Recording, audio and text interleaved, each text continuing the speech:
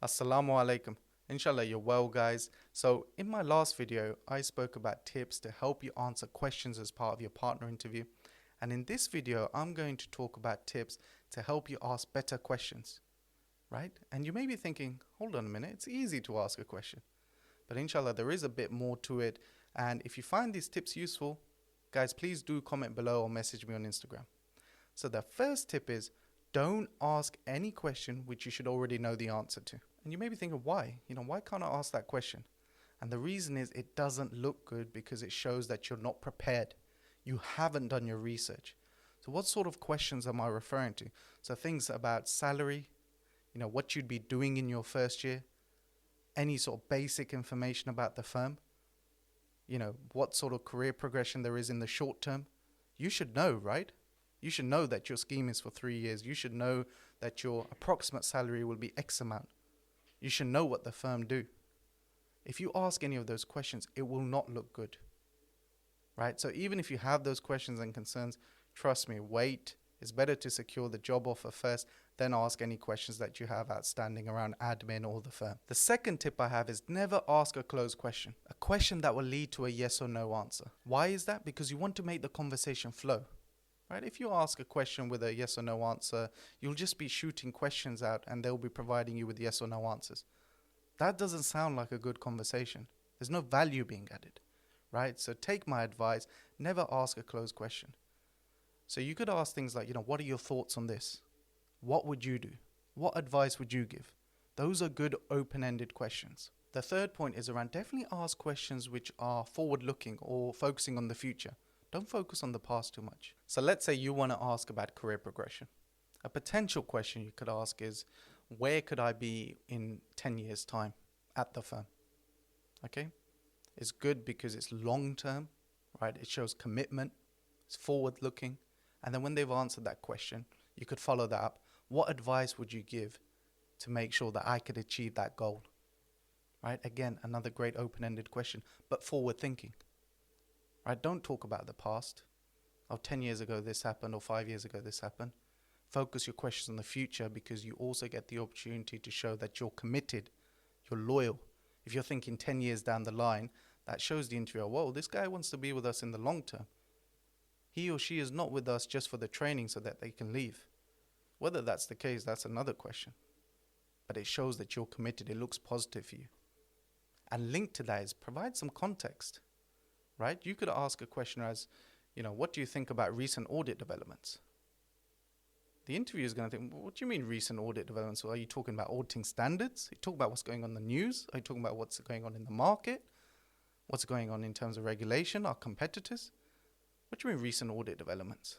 So let's reshape that question. So you could talk about, I read a recent article which explained that the Financial Reporting Council has requested the big four firms to separate out their audit firms by 2024, right? That's your context bit.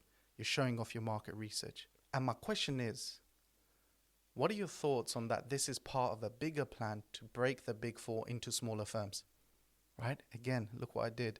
I made it forward looking. That helps. I've given that context. I've shown off my market research. I know what I'm talking about. And I've asked a good open-ended question.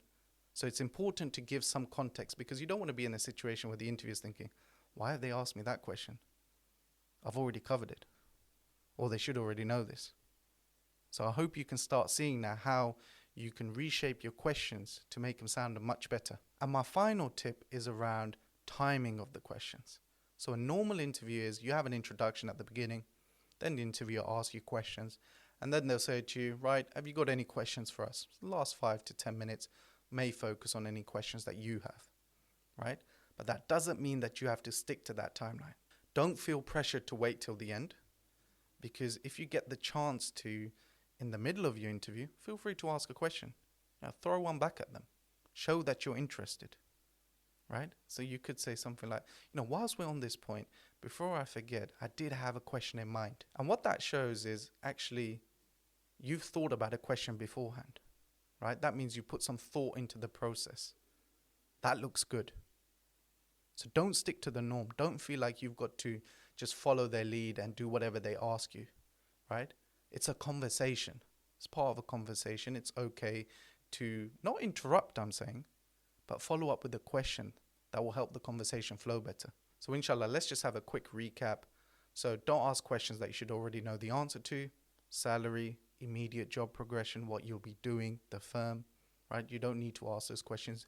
You should already know through your market research. Secondly, make sure you ask open-ended questions, questions that will help the conversation flow. Thirdly, it would help if your questions are looking to the future, forward thinking, showing off other skills such as your long-term commitment, that you want to stay at the firm for a long time, because that would definitely look good.